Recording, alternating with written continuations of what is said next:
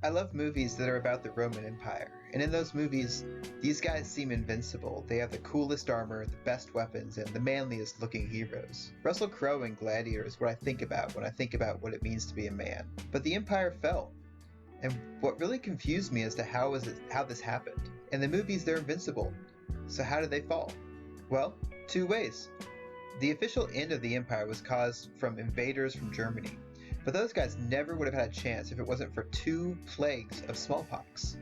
The first plague killed 1/3 of the entire population of the Roman Empire. It even killed Emperor Marcus Aurelius. The second plague was worse. One historian wrote that people were dying before the battles were even supposed to happen. The war grounds were littered with bodies before the fighting even started. But here's what's crazy. During this time, Christianity grew faster than any time in history.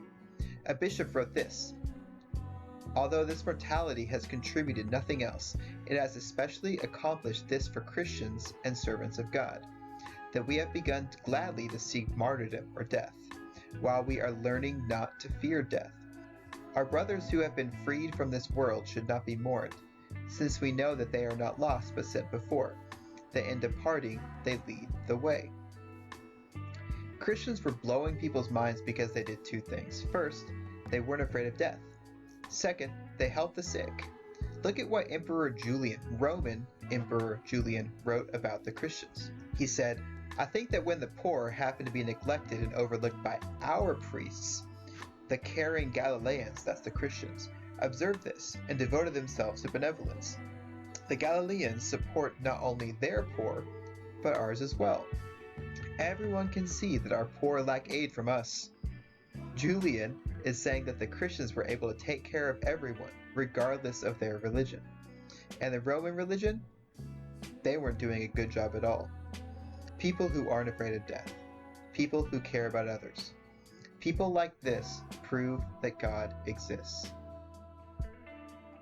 I want to tell you something funny, something that's also terrible.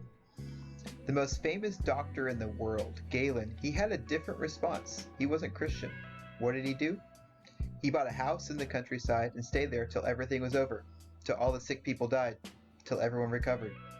People died because Galen didn't use his skill in medicine to help others. Now, I'm not a doctor.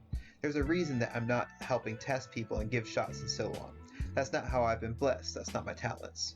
Instead, the most important thing that Christians can do are to help the people that are closest to us. When we do this, we prove that God exists. There are some things in the Bible that have room for interpretation. Taking care of the sick, that's not one of them. Jesus says in Matthew 25 that the kingdom of God is filled with people who help the sick. God looks out at the kingdom of God, and they ask him this: "When did we see you hungry and feed you, or thirsty and give you something to drink? When did we see you a stranger and invite you in, or needing clothes and clothe you?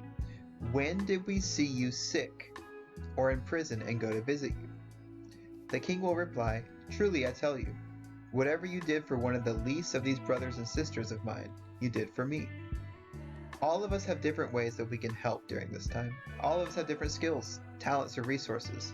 If we use these skills, these talents, these resources, your passions, to help people who are sick, we're not just helping people. We're showing that God exists, and we're showing that He has transformed our lives, and that He is King.